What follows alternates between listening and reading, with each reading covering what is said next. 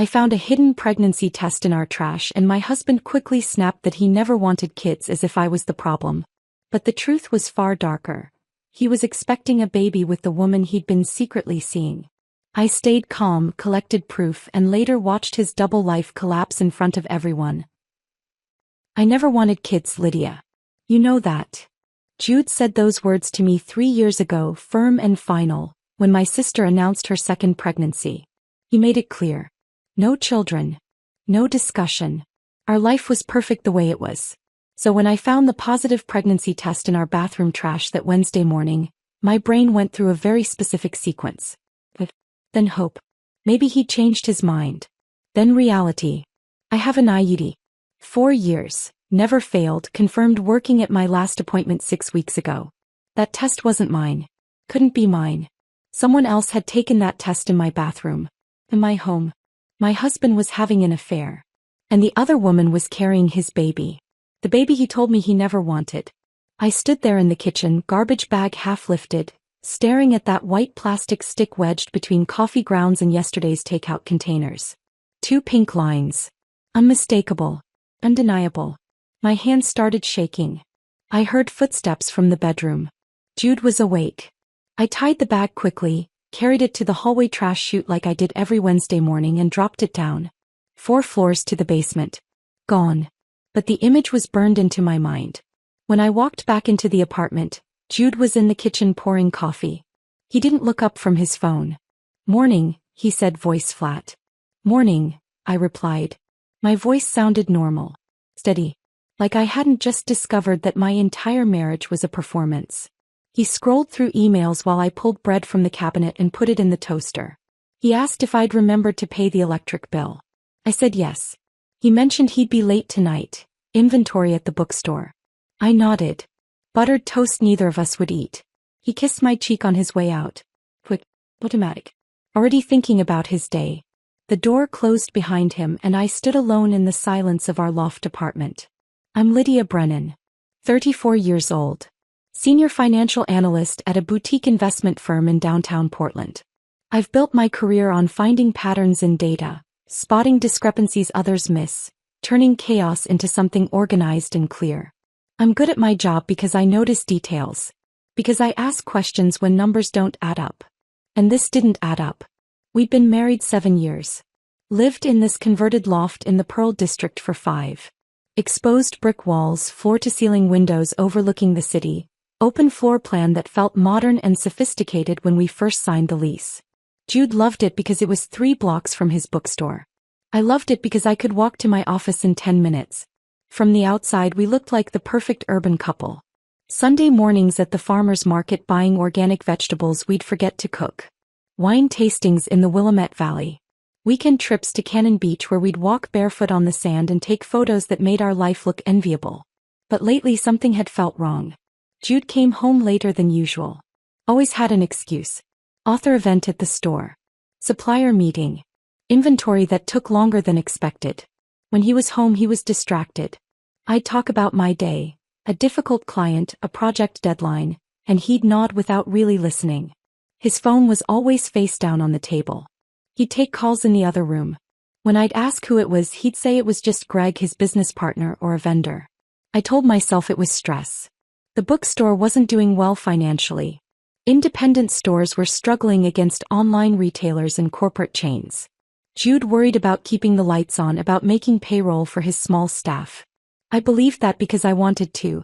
Because the alternative was something I didn't want to face. My phone buzzed on the counter.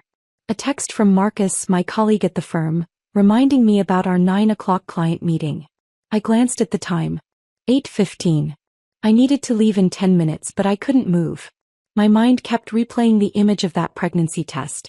Trying to make sense of it. Trying to find some explanation that didn't end with betrayal. Finally I forced myself into motion. Got dressed. Pulled my hair into a ponytail. Grabbed my laptop bag and coffee mug. Locked the door behind me and walked toward the office like it was just another Wednesday. The walk usually cleared my head.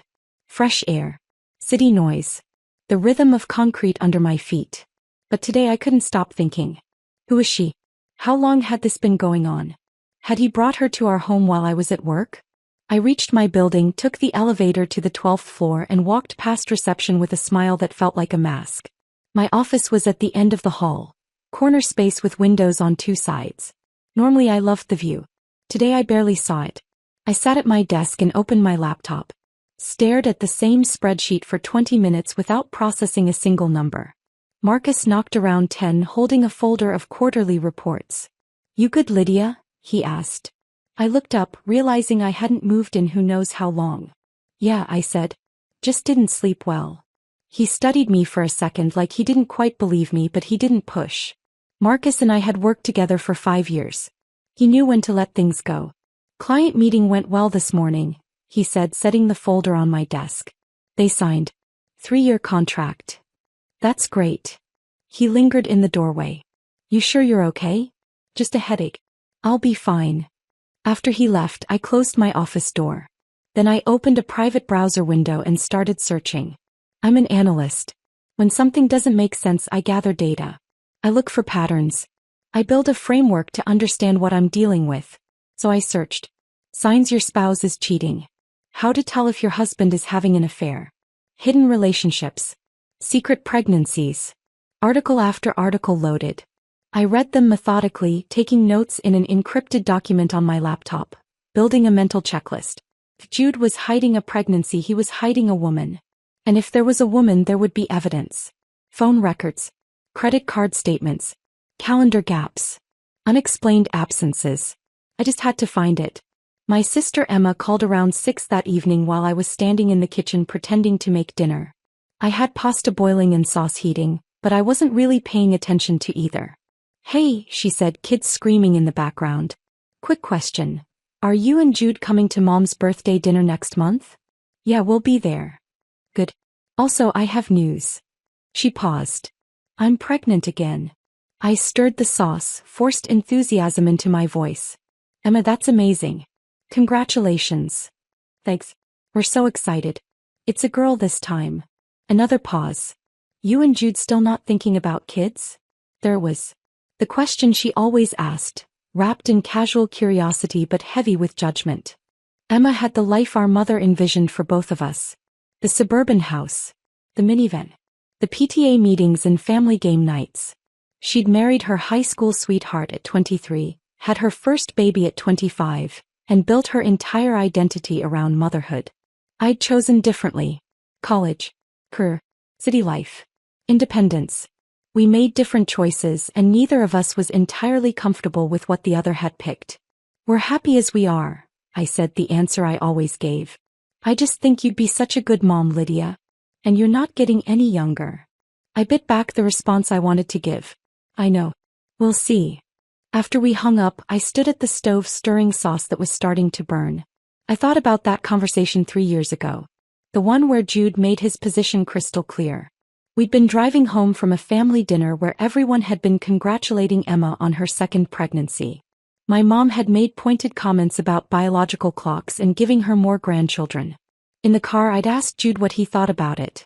He'd been firm. Direct. "I'm not interested in the whole parent thing. I like our life the way it is. Just us. No complications. No sacrifices." I'd agreed because I thought I felt the same way. Because my career mattered. Because freedom mattered. Now, standing alone in our kitchen while he worked late again, I realized I didn't know what I wanted anymore. But that didn't matter. Because the pregnancy test in the trash wasn't about what I wanted. It was about what Jude had been hiding. I turned off the stove, scraped burnt sauce into the sink and poured myself a glass of wine. Then I sat at the kitchen table and opened my laptop again. If there was evidence, I'd find it. If there was a trail, I'd follow it. Because I'd built a career on finding patterns in chaos. And my husband had just made the biggest mistake of his life. He thought I wouldn't notice. He thought I'd never find out. But he forgot who he married. I wasn't the kind of woman who ignored red flags or looked the other way. I was the kind who collected data, built cases, and dismantled lies piece by piece. Tomorrow I'd start digging.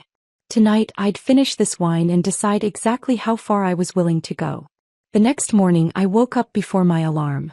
Jude was still asleep beside me, face relaxed, breathing steady. I watched him for a moment, studied the man I'd shared a bed with for 7 years, and felt nothing but distance. I got up quietly, showered, dressed, and left for work without waking him. The office felt different that Thursday. Or maybe I was different. I sat at my desk, opened my laptop, and tried to focus on the quarterly projections Marcus had left yesterday. Numbers filled the screen, but I couldn't process any of them. My mind kept circling back to one question. Who was she? Around 10, Marcus knocked on my door holding a stack of folders. "Morning," he said, stepping inside. "Got the updated client reports. Thought you'd want to review them before the meeting this afternoon." He set the folders on my desk, then paused. "You okay? You seemed off yesterday." I forced a smile. "Just didn't sleep well." "I'm fine." He didn't look convinced. "Lydia, if something's going on..." "It's nothing," I interrupted, keeping my voice light. "Really? Just tired." He studied me for another second, then nodded. "All right. But if you need to talk, I'm around." After he left, I closed my office door and locked it. Then I opened a private browser window and started searching. How to tell if your spouse is cheating. Signs of infidelity. What to do if you find evidence of an affair. Divorce lawyers in Oregon. I read article after article, clicking through pages, absorbing information the way I did with financial data. My analytical brain kicked into high gear. The same brain that had saved my firm $500,000 last quarter by spotting a pattern in quarterly discrepancies that everyone else had missed. If Jude was hiding a pregnancy, he was hiding a woman. And if there was a woman, there would be evidence. Phone records, credit card statements, unexplained purchases, timeline gaps. I opened a new encrypted document on my personal laptop and started taking notes. Building a framework. Creating a system to organize what I knew and what I needed to find out. I worked through lunch, ignoring emails, letting calls go to voicemail. By 3 o'clock I had a plan. That evening, Jude texted me around 5. "Author reading tonight at the store. Local poet. Probably won't be home until after 11. I stared at the message for a long moment, then typed back, "Okay. Have fun." The moment I heard his car pull out of the garage, I went to work. I started in the bathroom, pulling everything out from under the sink. Cleaning supplies. Extra toilet paper. A box of tampons. Rolled towels stacked in the back corner. Behind the towels, tucked against the wall, I found something that didn't belong. A small zippered makeup bag. Navy blue canvas material, definitely not mine. My hands were shaking as I unzipped it. Inside, a bottle of prenatal vitamins, a packet of folic acid supplements, and a folded receipt from a women's health clinic. I unfolded the receipt carefully, like it might disintegrate if I moved too fast. Date: 2 weeks ago. Service: initial prenatal consultation. Patient name printed at the top in small black letters. Simone Callahan. I didn't recognize the name. My chest felt tight. My breathing shallow. I sat on the bathroom floor with the receipt in my hand and stared at the vitamins. This wasn't paranoia. This wasn't insecurity. This was real. There was another woman. She was pregnant. And Jude had been helping her hide evidence of it in our home. I pulled out my phone and photographed everything. The bag. The vitamins. The receipt. Multiple angles, clear shots, timestamps visible. Then I carefully put everything back exactly as I'd found it. Zipped the bag. Tucked it behind the towels. Arranged them the way they'd been before. No trace that I'd been there. I stood up, looked at myself in the mirror, and barely recognized the woman staring back. My hands were still trembling. I gripped the edge of the sink, forced myself to breathe slowly, and walked out of the bathroom. The bedroom was next. I went through Jude's dresser methodically. Top drawer first. Socks, underwear, nothing unusual. Second drawer. T-shirts, gym clothes, still nothing. Bottom drawer. Sweaters he never wore, folded neatly, taking up most of the space. I lifted the sweaters carefully. Underneath, pressed flat against the bottom of the drawer, was a phone. Not his regular phone. This one was older, cheap, a basic Android model. No case. No lock screen. I powered it on and waited while it loaded. The home screen appeared. No apps except the basics. Messages. Phone. Camera. I opened the messages. The list loaded slowly, and when it did, my stomach dropped. Hundreds of texts. All between Jude and someone saved in the contacts as S. I scrolled through them, hands shaking so badly I almost dropped the phone. Pet names. Babe. I love. Can't wait to see you. Photos I wished I'd never seen. Pictures of them together. Her smiling at the camera, his arm around her waist. Text conversations about the pregnancy.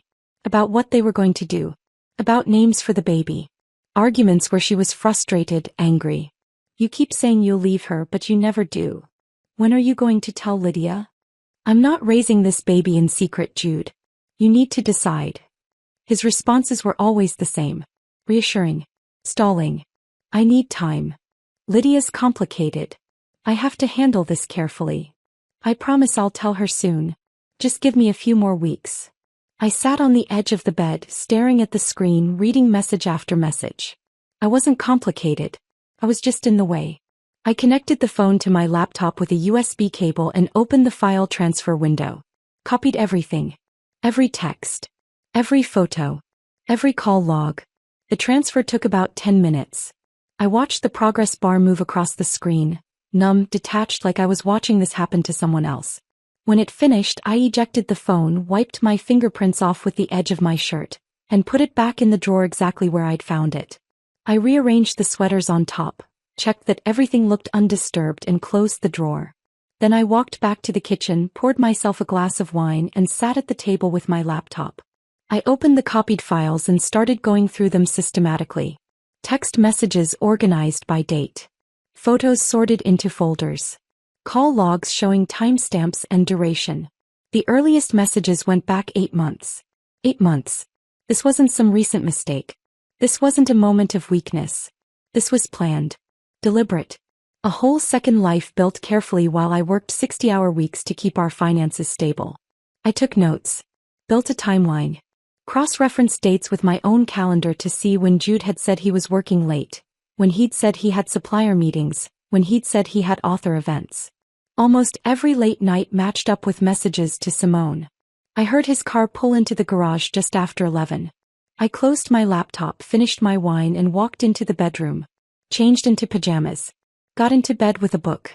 Turned on the lamp. The front door opened. His keys hit the bowl on the entry table. Footsteps down the hall. He walked into the bedroom, pulling off his jacket. How was the reading? I asked, not looking up from my book. Good, he said. Decent crowd. Sold some books. He smelled like red wine and something floral. Perfume maybe. Or maybe I was imagining it. He kissed my forehead, quick, automatic, no feeling behind it, and headed into the bathroom. I listened to the water run in the shower and thought about all the lies he'd told. All the times he'd come home late smelling like wine, blaming it on store events. All the times he'd said he loved me while texting another woman on a hidden phone. All the times he'd told me he didn't want kids while planning a family with someone else. I should have felt devastated. Heartbroken. Destroyed. But I didn't. I felt cold. Focused. Clear. Because I knew something he didn't know I knew. And that gave me power. He came out of the shower, climbed into bed beside me, and within minutes his breathing had evened out into sleep. I lay there in the dark, staring at the ceiling, and started planning my next move. Tomorrow I'd find a lawyer. Tomorrow I'd start building a case. Tonight I'd let him sleep peacefully, thinking he'd gotten away with it. Thinking I'd never find out. Thinking I was too trusting, too busy, too naive to notice. That was his mistake. I didn't go to work the next morning. I called Marcus at 7:30, voice carefully flat, and told him I had a migraine. Needed to take a sick day. He said to feel better, no questions asked. The moment I hung up, I was already getting dressed. I couldn't sit through client meetings and budget reviews when my entire life was falling apart. I needed answers. I needed a plan. And I needed someone who knew how to handle situations like this professionally. By 8:30, I was sitting in my car outside a downtown law office, staring at the glass door with Rebecca Walsh, family law attorney, etched into it. I'd found her name last night during my research. Every article about high-profile Oregon divorces mentioned her. Described her as sharp, ruthless, thorough. Exactly what I needed. I walked inside. The office was all glass and steel, minimalist furniture that probably cost more than my car. Modern art on the walls. Everything about it said expensive and efficient. The receptionist looked up. Do you have an appointment? No, I said. But I need to speak with Rebecca Walsh. It's urgent. She hesitated, then picked up the phone. Spoke quietly for a moment. Hung up. She can give you 15 minutes. Please have a seat. I sat on a leather couch that was almost too firm to be comfortable and waited. 10 minutes later, a woman appeared in the hallway. Early 50s, gray hair cut into a sharp bob, wearing a tailored black suit. Her eyes were the kind that didn't miss anything. "Mrs. Brennan," she said. "I'm Rebecca Walsh. Come with me." Her office was just as minimalist as the lobby. Large desk. 2 chairs. Windows overlooking the city. No personal photos. No clutter. Just clean lines and focus. "Sit," she said, gesturing to the chair across from her desk. "Tell me what's going on." I sat down and laid it all out. The pregnancy test in the trash. The IUD that made it impossible for the test to be mine. The makeup bag hidden in the bathroom with prenatal vitamins and a clinic receipt. The burner phone in Jude's dresser with hundreds of messages to a woman named Simone Callahan. The photos.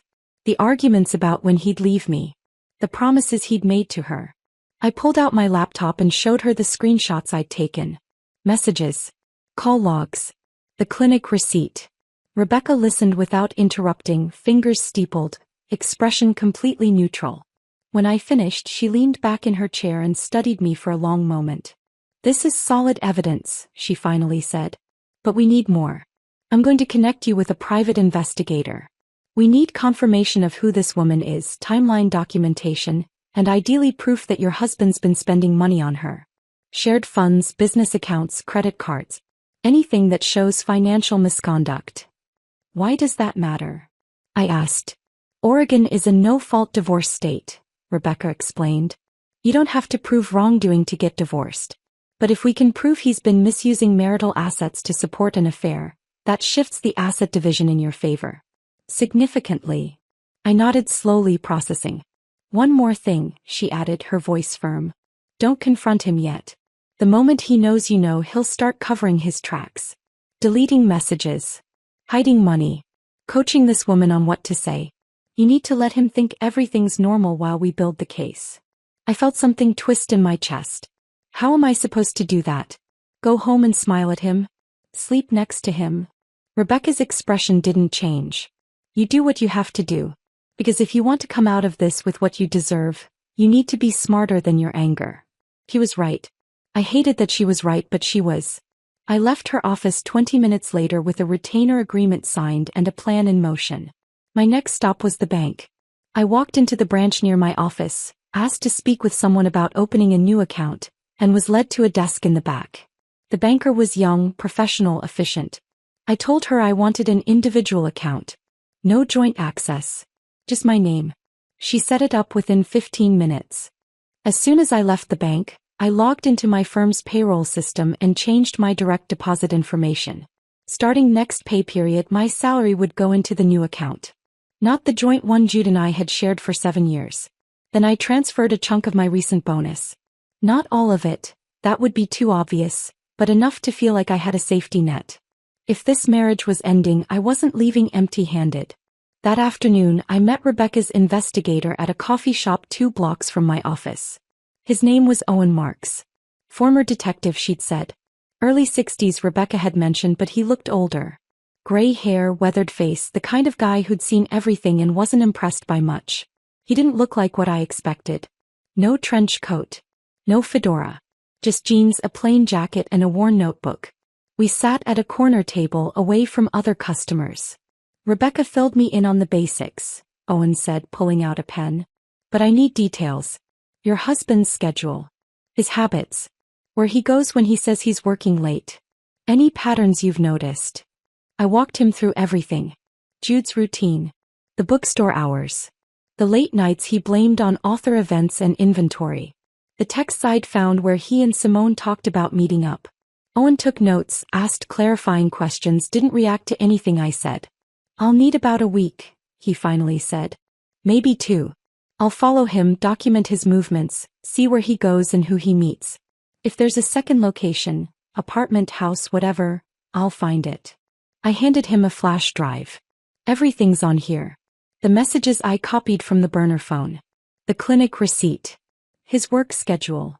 Owen tucked it into his jacket pocket. "Good. I'll be in touch." He stood up, shook my hand, and walked out without another word. I sat there for a few more minutes, staring at my untouched coffee, trying to process what I'd just set in motion. I was hiring someone to follow my husband, documenting his affair, building a case for divorce. This was really happening. I drove home in a daze, parked in the garage and walked into the apartment. Jude wasn't home yet. Still at the bookstore. I changed into comfortable clothes, pulled ingredients out of the fridge and started making dinner. Pasta. Garlic bread. The kind of meal I'd made 100 times before. By the time Jude walked through the door at 6:30, I had everything plated and waiting on the table. "Hey," he said, dropping his keys in the bowl by the door. "This smells great." "Thought I'd make something nice," I said, forcing a smile. "How was your day?" He launched into a story about a difficult customer who'd argued with him over a return policy. I nodded in the right places, asked follow-up questions, laughed when he made a joke. We ate dinner like a normal couple. Talked about his plans to expand the bookstore, maybe add a small coffee bar in the back corner to bring in more foot traffic. I asked questions, pretended to care, played the role of supportive wife. But the whole time all I could think about was Simone. Who was she? How had they met? How long had this been going on? Was she pretty? Younger than me? Did she know he was married or had he lied to her too? After dinner we watched television on the couch. Some crime procedural Jude liked. I sat next to him, close enough that our shoulders touched and felt nothing but distance. He fell asleep halfway through the episode, head tilted back against the cushions. I watched him for a moment. Studied his face. The man I'd married 7 years ago. The man I'd built a life with. And felt absolutely nothing. Later that night, lying in bed beside him in the dark, I stared at the ceiling and listened to him breathe. Steady. Unbothered. Peaceful. He wasn't losing sleep over this. Wasn't wrestling with guilt or fear or doubt. He thought he'd gotten away with it. Thought I'd never find out. Thought I was too trusting, too busy, too naive to notice. That was his first mistake. And I was going to make sure he paid for it. 5 days passed in a strange kind of limbo. I went to work. Smiled at colleagues. Sat through meetings. Came home and made dinner. Pretended everything was normal while waiting for Owen to call. Jude didn't notice anything different. Why would he? I'd been playing this role perfectly. On Tuesday afternoon my phone finally buzzed with a text from Owen. "I've got something. Same place, 1 hour." I left work early, told Marcus I had a dentist appointment, and drove to the coffee shop where we'd met before. Owen was already there, sitting at the same corner table with a manila folder in front of him. I sat down across from him, heart pounding. He didn't waste time on pleasantries. Just slid the folder across the table. "Open it," he said. Inside were photos. Dozens of them. Time-stamped, dated, organized chronologically. Jude walking up to a small apartment building in northwest Portland. Keys in hand. Not knocking. Not waiting. Just unlocking the door like he lived there. Another photo. Jude leaving the same building 2 hours later, carrying takeout bags, smiling in a way I hadn't seen in years. More photos from different days. Same building. Same routine. Always during my work hours. "I followed him 3 times over the past week," Owen said, voice flat and professional. "Always the same pattern. Arrives between 1 and 2 in the afternoon. Stays 2 to 3 hours. Leaves looking relaxed." I stared at the photos, unable to speak. Owen continued. "The apartment's rented under her name. Simone Callahan. 29 years old. Works as a yoga instructor at a studio about 6 blocks from your husband's bookstore. 29. 8 years younger than me. But here's where it gets interesting," Owen said, pulling out another set of documents. "The rent payments aren't coming from her account. They're coming from your husband's business account. $1,800 a month. Been going on for 6 months. 6 months. The words hit me harder than I expected. This wasn't some recent mistake. Some moment of weakness. This was established. Planned. A whole second life carefully built while I worked 60-hour weeks to keep our finances stable." Owen spread more documents across the table. Bank statements. Credit card receipts. Purchase orders.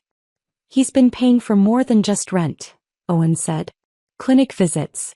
Maternity clothes. Furniture deliveries." He pointed to one receipt. A crib. Delivered to the apartment 3 weeks ago. I felt like the air had been sucked out of the room. A crib. He wasn't just having an affair. He was preparing to be a father. The same man who'd told me 3 years ago that he didn't want kids. That parenthood would ruin our freedom. That he liked our life exactly the way it was. He'd been building a nursery with another woman. You okay? Owen asked, watching me carefully. I nodded, even though I wasn't sure that was true. There's more, he said. I ran a background check on her. Clean record. No criminal history. She's been at the same yoga studio for 4 years. Lives alone, or did until your husband started spending half his time there. He pulled out one more photo. This one was different. Taken from across the street, zoomed in slightly. Jude and Simone standing on the apartment balcony. His arm around her waist. Her hand resting on a visible baby bump. They looked happy. Comfortable. Like a couple. Like the couple we used to be. I closed the folder, unable to look anymore. I'll send you the digital copies, Owen said. Everything's documented. Dates, times, locations. If you need me to testify, I will. Thank you, I managed to say. He nodded once, stood up and left. I sat there alone with the folder in front of me, hands shaking, trying to process everything I'd just learned. Then I drove home. I parked in the garage, but I couldn't get out of the car. I just sat there for 20 minutes, staring at nothing, feeling the weight of it all pressing down on me. 6 months of lies. 6 months of him paying for another woman's life while sharing a bed with me. 6 months of planning a future that didn't include me. Finally, I forced myself to move. Walked into the apartment. Changed clothes. Tried to act normal. That night, after Jude left for another supposed late event at the bookstore, I went back to his dresser. The burner phone was still there, tucked under the sweaters in the bottom drawer. I powered it on and opened the messages. New texts. Recent ones. Simone to Jude sent yesterday. I told my parents about the baby. They want to meet you. They're asking when we're going to make this official.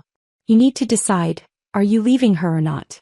Because I'm not raising this child in secret. Jude's response sent just 2 hours ago. I'll tell her this weekend. I promise. Just give me a few more days. This weekend. 3 days from now. He was planning to tell me. Or maybe he was just stalling again like he'd apparently been doing for months. Either way, I wasn't going to wait for him to control the narrative. I took screenshots of everything. Added them to the growing file of evidence on my laptop. Put the phone back exactly where I'd found it. My hands weren't shaking anymore. I was past shock. Past hurt. Past disbelief. I was in that cold, clear place where decisions get made. The next morning, I called Rebecca from my car before heading into the office. I have everything, I told her. Photos of him entering her apartment. Financial records showing he's been paying her rent with business funds. Text messages where he's promising to leave me. What happens next? I could hear her typing on the other end. We move fast, she said. I'll draft the divorce papers today. We'll include documentation of financial misconduct, using business funds for personal expenses related to an extramarital affair. Will that matter? It will if he has a business partner, Rebecca said. Does he? Yes. Greg Fontaine. They co-own the bookstore 50/50. Friends since college. Perfect, Rebecca said, and I could hear the satisfaction in her voice. Using company funds for personal use violates the LLC operating agreement. That's grounds for partnership termination. Send me Greg's contact information. I'll make sure he gets copies of the financial records. My stomach twisted. Greg was a good guy. He didn't deserve to be dragged into this. But he also deserved to know his business partner was stealing from the company. After that, Rebecca continued, we served the papers. Public. At the bookstore. During business hours. Maximum impact. I hesitated for only a second. Then I said, do it. You're sure? Rebecca asked. Once we do this, there's no going back. This will be public. Messy. Everyone will know. I thought about the pregnancy test in the trash. The hidden phone. The apartment he'd been paying for. The crib he'd bought for another woman's baby.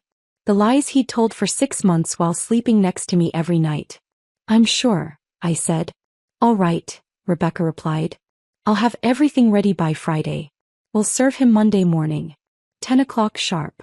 After we hung up, I sat in my car outside the office building, gripping the steering wheel, letting it all sink in.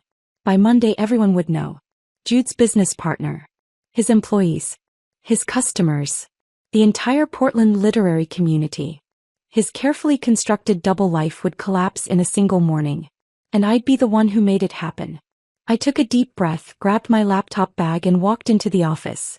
Marcus looked up as I passed his desk. "You okay? You look exhausted." "Long week," I said.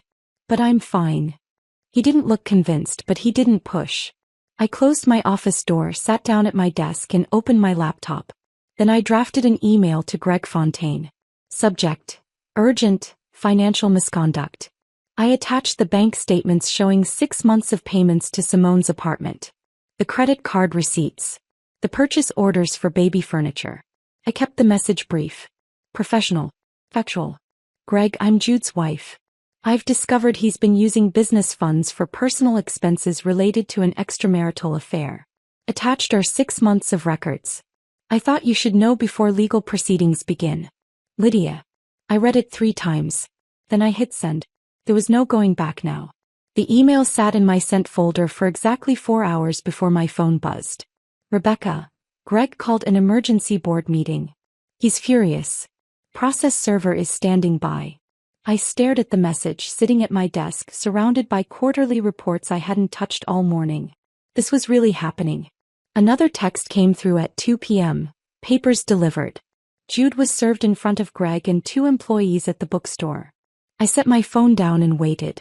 It took exactly 47 minutes for Jude to start calling. The first call came at 2:47.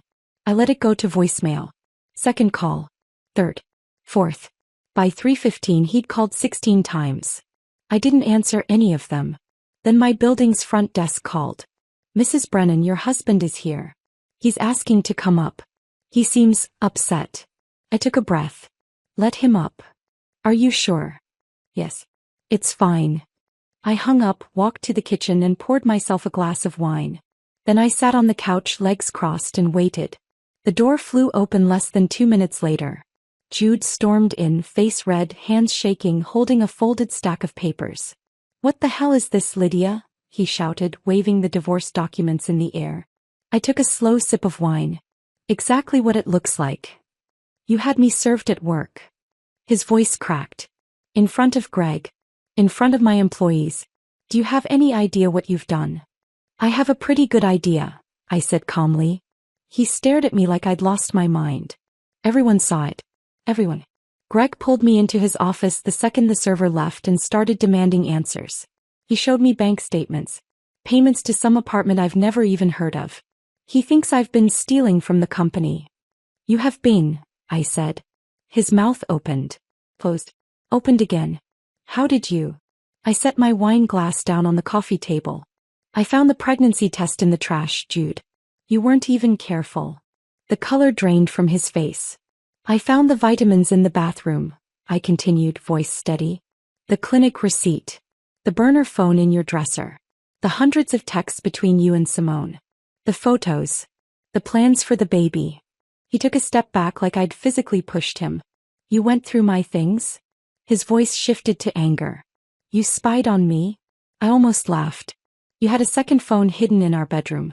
You've been paying for another woman's apartment with business funds. You've been planning a family behind my back. And you're upset about privacy."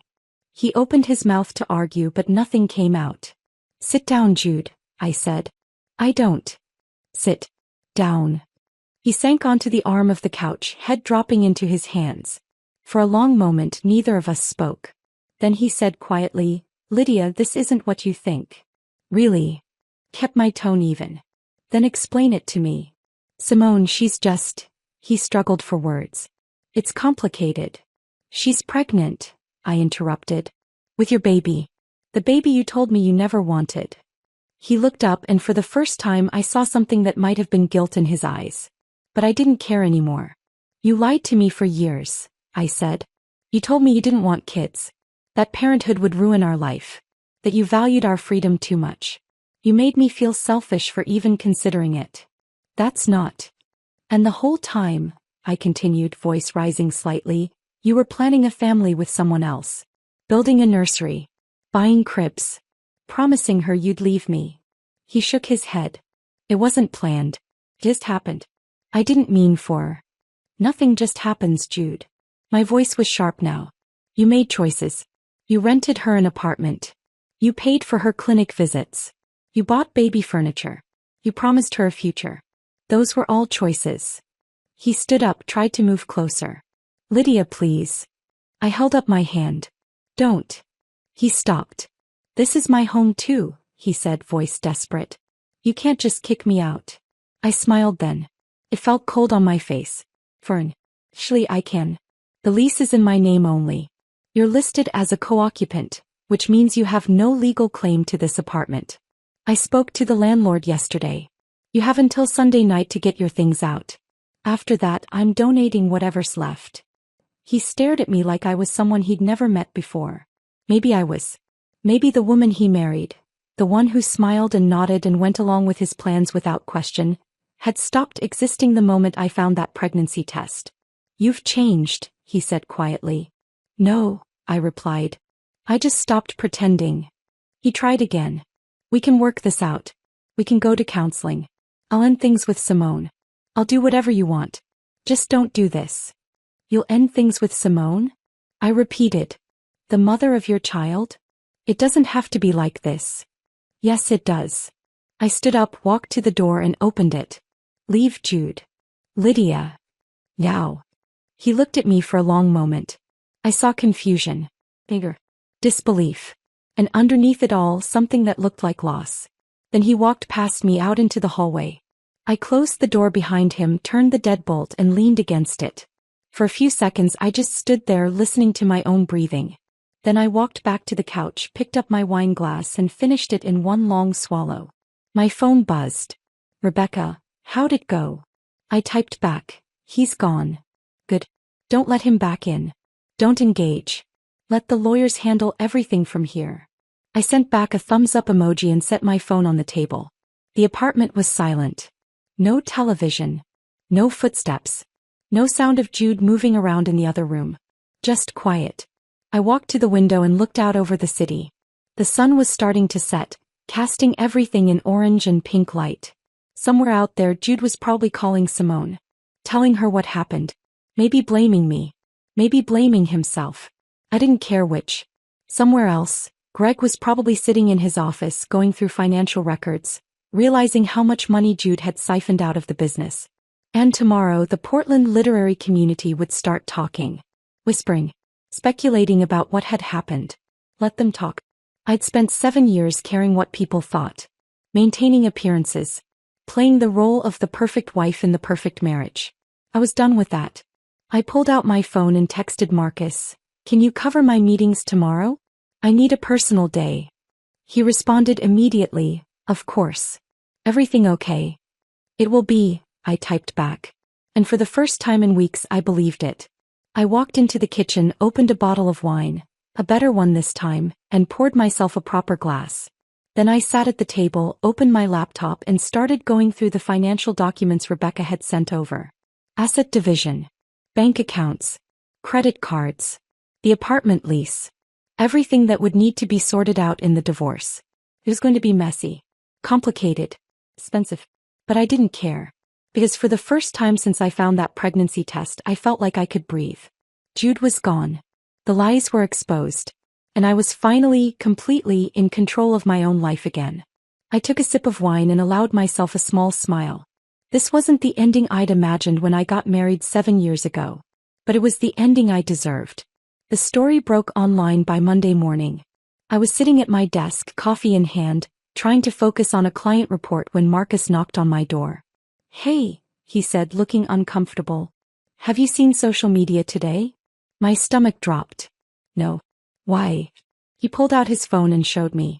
A post from someone named at Portland reads, Drama at Hawthorne Books today.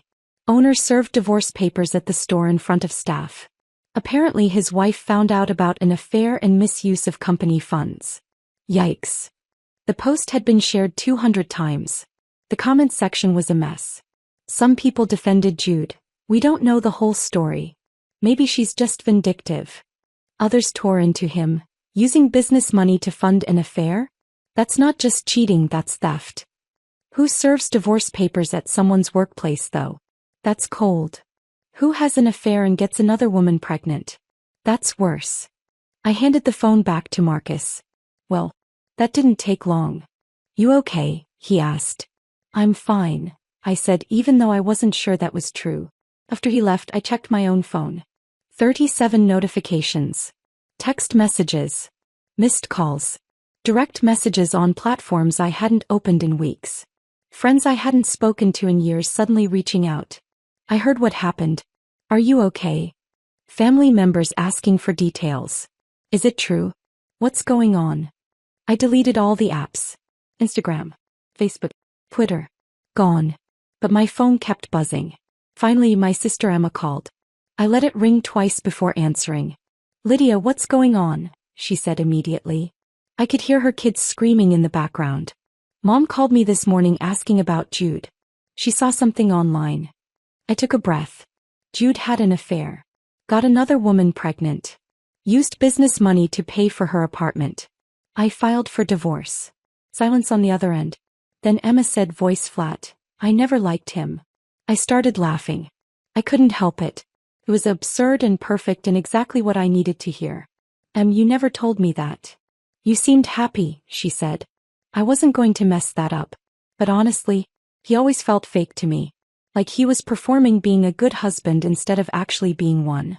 Yeah, I said quietly. That sounds about right.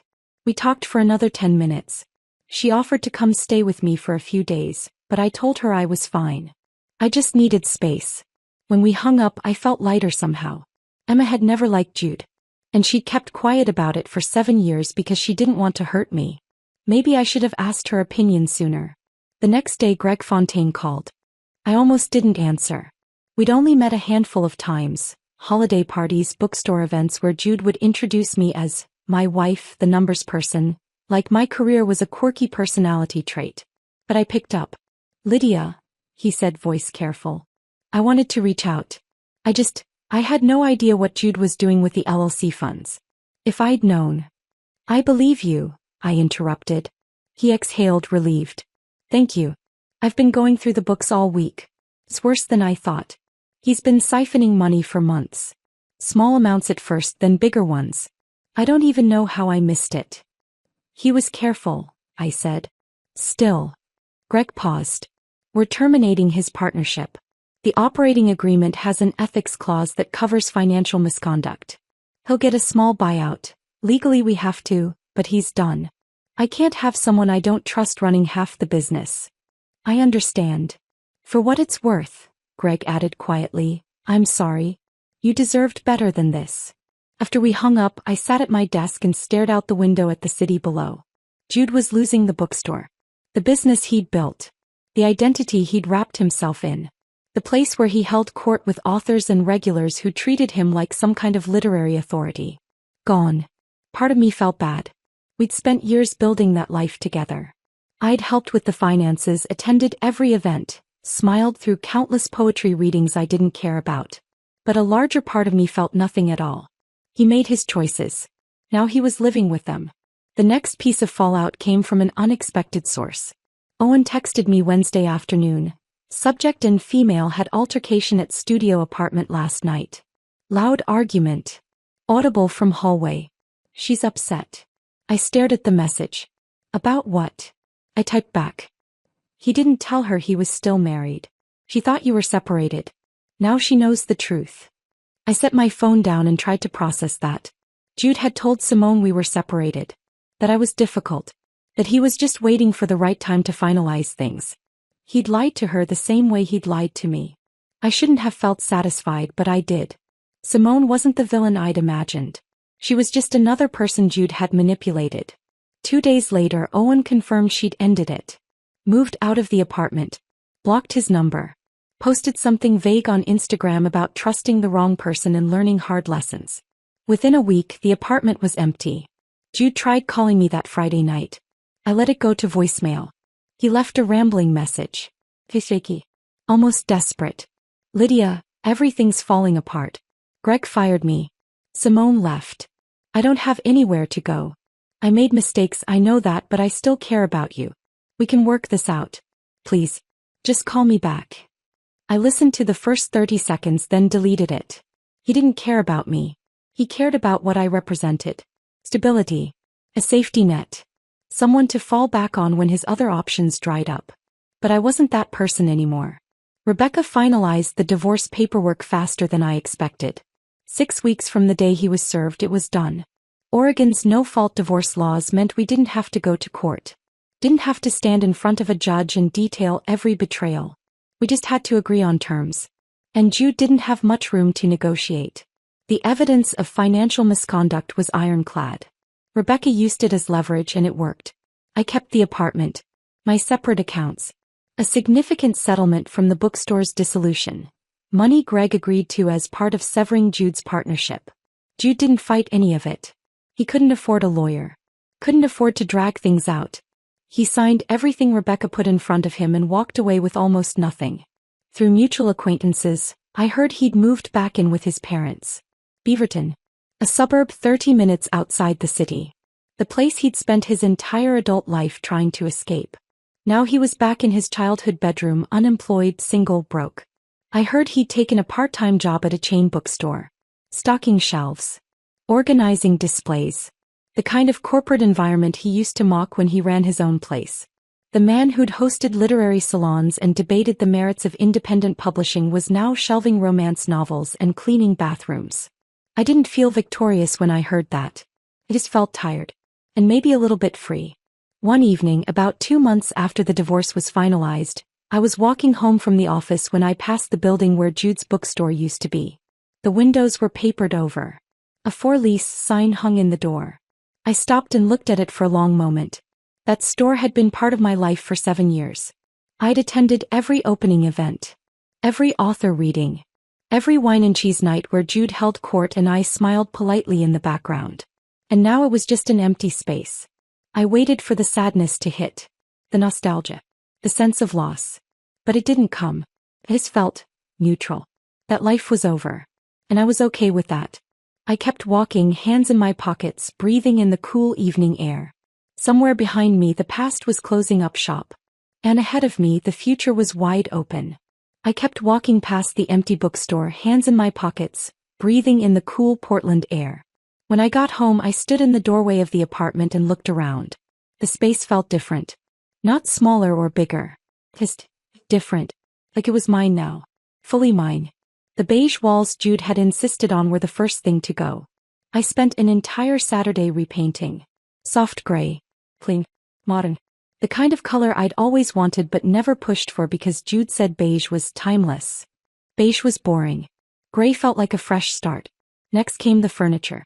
The couch where Jude had sat and lied to my face went to a donation center. The bed we'd shared for 7 years? Gone.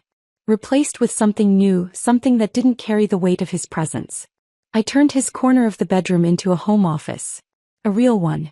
Desk facing the window with a view of the city. Bookshelves I filled with my own books, not the literary fiction he'd curated to impress guests. Some mornings I'd sit there with coffee and just breathe. No performance. No pretending. No trying to be the version of myself that fit into someone else's life. Just me. Figuring out who I was without him. Emma visited one Saturday afternoon, kids in tow. "Sorry," she said, wrestling her youngest out of his coat. "I know they're a lot. We won't stay long." "Stay as long as you want," I said, and I meant it. Her kids tore through the apartment like tiny tornadoes. Jumping on the couch. Running laps around the kitchen island. Shrieking with laughter. Emma apologized 3 times. I didn't mind. The noise felt good. Alive. Boo. We sat at the kitchen table with coffee while her kids played. "You look better," Emma said, studying my face. Yeah. Look, lighter. Like you're not carrying something heavy anymore." I thought about that. "I guess I'm not." She smiled. "Good. You deserve to be happy, Lydia. You always did." After they left, the apartment was quiet again. But it didn't feel lonely. It felt peaceful. Work became my refuge. I threw myself into projects, stayed late at the office, volunteered for assignments no one else wanted. It was easier than going home to an empty apartment and sitting with my thoughts. Marcus noticed. One evening around 7 he knocked on my office door holding a bag of takeout. "You're going to burn out," he said. "You've been here since 6 this morning." "I'm fine." "You're not fine. You're avoiding going home." He set the bag on my desk. Come on. Take a break. Eat something. I hesitated then nodded. We ate in the break room. Chinese food from the place down the street. Fried rice and spring rolls and too much soy sauce. Marcus told me about his latest disaster on a dating app. A woman who'd lied about her age, her job, and apparently the fact that she was still married. Online dating is a nightmare, he said. I'm starting to think I should just give up and get a cat. I laughed. Actually laughed. It felt good. You ever think about getting back out there? He asked, voice careful. I shrugged. Not yet. Maybe not for a long time. He nodded, didn't push. Well, whenever you're ready. You deserve someone who isn't a complete idiot. It was a small moment. Barely anything. But it mattered. A reminder that not everyone was like Jude. That kindness still existed. That maybe someday I'd be able to trust again. 3 months after the divorce was finalized, I ran into Jude. I was grabbing coffee downtown before a client meeting. Stood in line scrolling through emails on my phone. When I looked up, he was there. 2 people ahead of me. He hadn't seen me yet. I almost left. Walked out before he turned around.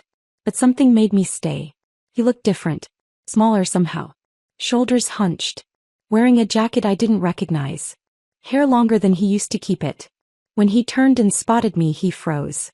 Lydia. His voice cracked slightly when he said my name. I nodded. Jude. We stood there for a long, awkward moment.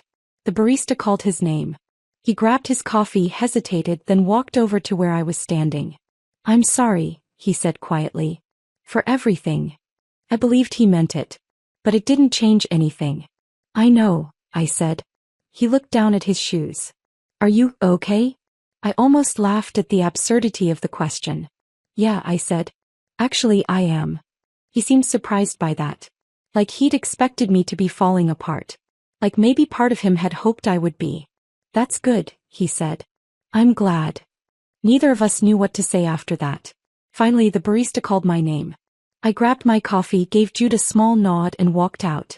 I didn't look back. That night, I thought about the encounter. How strange it was to see him as a stranger.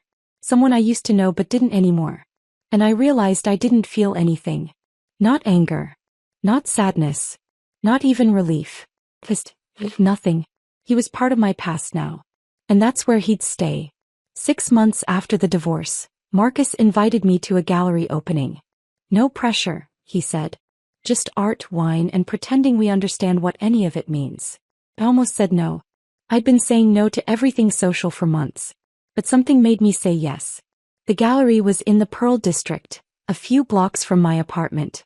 Small space. White walls. Abstract paintings that looked like someone had thrown paint at a canvas and called it art. Marcus was right. It was terrible. But the wine was decent and the company was better. We wandered around, making up ridiculous interpretations for each piece. This one, Marcus said, pointing at a canvas covered in red and black splatters, represents the futility of modern existence. I think it represents a toddler with access to finger paints, I said. He laughed. That's probably more accurate. We stayed for 2 hours. Talked about work, about nothing, about everything except the past. Walking home later, I passed the building where Jude's bookstore used to be. The windows were still papered over. The for lease sign still hanging in the door. I stopped and looked at it for a moment. That store had been part of my life for 7 years. Every weekend event. Every poetry reading. Every moment of a life I thought was real. I waited for the sadness to hit. But it didn't. I just felt neutral. That chapter was closed. I kept walking, hands in my pockets, the city lights reflecting off the wet pavement. The air was crisp, clean. The kind of night that felt full of possibility. For the first time in a long time, I felt like myself again. Not Jude's wife. Not the woman he'd betrayed. Just Lydia. And that was enough. I reached my building, rode the elevator up to the loft, and unlocked the door. The apartment was quiet. Warm. I poured myself a glass of wine, sat at my desk by the window, and looked out over the city. Lights stretched out in every direction. Thousands of people living their own lives. Their own stories. I used to think my story was tied to Jude's. That without him I'd be lost. But I wasn't lost. I was exactly where I needed to be. I took a sip of wine and allowed myself a small smile. The woman I'd been when I found that pregnancy test, scared, betrayed, unsure, felt like a stranger now. I built something new. Something stronger. And I'd done it alone. Not because I had to, but because I could. I set down my glass, opened my laptop, and started working on a personal project I'd been thinking about for weeks. Not for work. Not for anyone else. Just for me. The future was wide open.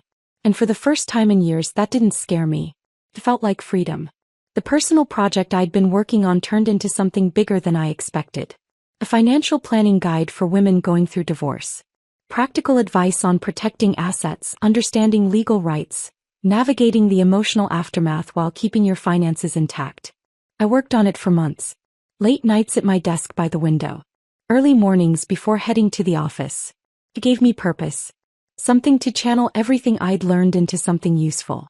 A year after finding the pregnancy test, I was sitting in that same home office on a Saturday morning, refining the final chapter when my phone buzzed. Unknown number. I almost deleted it. Spam probably. But curiosity won. The message loaded. I know this is strange, but I wanted to reach out. I had the baby, a girl. Jude isn't involved. Hasn't been since we broke up. I wanted you to know I'm sorry. I didn't know he was still married when we started. I was lied to too. Simone. I stared at the screen for a long moment. Read it 3 times. Part of me wanted to ignore it. Delete the message and let the past stay buried. But another part understood what she was saying. She'd been a victim of Jude's lies just like I had. I typed back, "Thank you for telling me. I hope you and your daughter are okay." The response came immediately, "We are. And I hope you are too." I sat there holding my phone, something tight loosening in my chest. I typed back. "I really am. And I meant it." A few weeks later, I did something I should have done years ago. I found a therapist. Her name was Dr. Patel. Early 50s, calm voice, office filled with plants and soft lighting that made it easy to talk. The first session was awkward. I didn't know where to start. She made it easy. "Tell me why you're here." So I did. The pregnancy test. The affair. The divorce. The year of rebuilding. She listened without interrupting, taking occasional notes, nodding in the right places. "You've been through something traumatic," she said when I finished. "And you handled it remarkably well. But I'm guessing you're here because something still doesn't feel settled." "I don't know if I can trust anyone again," I admitted. "Every time someone gets close, I start looking for signs. Red flags. Lies. It's exhausting." Dr. Patel leaned back in her chair. "That's a normal response to betrayal. Your brain is trying to protect you. But there's a difference between being cautious and being closed off. One keeps you safe. The other keeps you isolated." Over the next few months, we worked through it. Trust. Control. The difference between protecting yourself and punishing yourself. Some sessions were easy. Others left me feeling raw and exposed. "Don't let what he did make you believe everyone will hurt you," Dr. Patel said during one particularly hard session. "Not everyone is Jude. And you deserve to let good people in." It was advice I'm still learning to follow. Some days I felt strong. Independent. Proud of how I'd handled everything. Other days I felt tired. Wondering if I'd ever fully trust anyone again. But I was working on it. And that counted for something. Marcus and I started spending more time together outside of work. Nothing romantic. Not yet.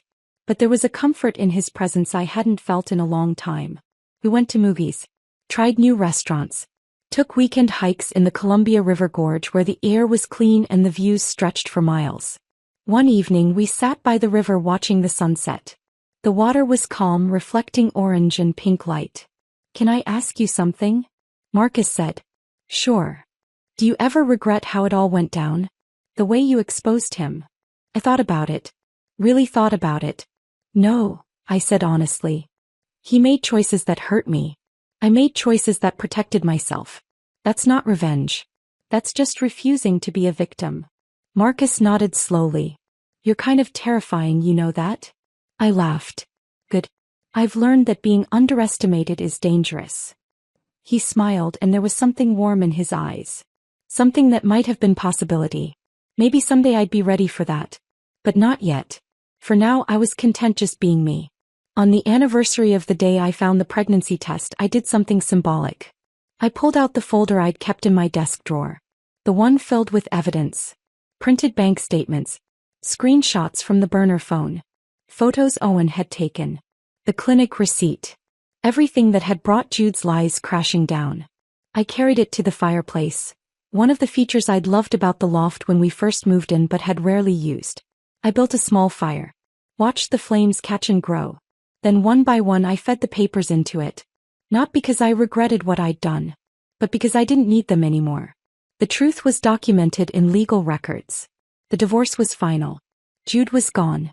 These physical reminders served no purpose except to keep me tethered to the past. I watched the papers curl and blacken. Flames eating through the lies he'd told. The life he'd tried to build on my back. The bank statements burned first. Then the screenshots. Then the photos. When it was done, I poured myself a glass of wine. Something good this time, something I'd been saving for a moment that mattered. I raised the glass toward the fireplace. To the woman I've become, I said quietly to the empty room. Stronger. Wiser. More careful with my trust but not broken. I took a sip and let the wine warm me from the inside. Jude had thought he could hide his betrayal forever. Thought I'd never find out. Never fight back. He'd underestimated me. Forgotten that I'd built a career on finding patterns. On seeing what others missed. On asking questions when things didn't add up. And in the end, that's exactly what brought him down. Not revenge. Just truth. And truth, I'd learned, was the most powerful weapon of all. I finished my wine, set the glass down, and looked around the apartment. Everything here was mine now. Chosen by me. Arranged the way I wanted. The gray walls. The new furniture. The home office where I'd rebuilt my sense of self. This wasn't the life I'd imagined when I got married 7 years ago.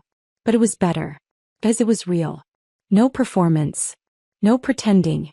No trying to fit into someone else's vision of who I should be. Just me. Alone. Free. And maybe that was the biggest lesson of all. I didn't need someone else to complete me. To validate me. To make my life meaningful. I was whole on my own. Someday maybe I'd let someone in again. Someone who deserved my trust. Someone who saw me for who I really was and valued that. Marcus maybe. Or someone I hadn't met yet.